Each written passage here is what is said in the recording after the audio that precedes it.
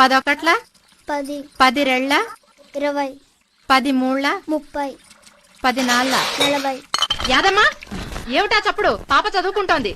చేయి జారిపోయిందమ్మా. సర్లే నువ్వు చెప్పమ్మా. 10 ఐదుల 50 10 ఆరుల 60 10 ఏళ్ళ 70 10 ఎనిమిదిల 80 10 తొమ్మిదిల 90 10 పదుల. చిచి ఎన్నిసార్లు చెప్పాలి? పాప చదువుకుంటోంది, బుద్ధి లేదు. నాలాగా కాకుండా నా కూతురు బాగా బతకాలని నాకు ఉంది. కానీ ఏం చేసేది? నా చేతుల్లో ఏముంది? అంతా మా తలరాత.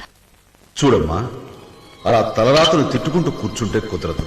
నువ్వు మీ అమ్మాయికి మంచి భవిష్యత్తునివ్వచ్చు. దానికి మార్గం ఆమెను చదివించడం ఒక్కటే. బడికి పంపించమ్మా, పని కాదు.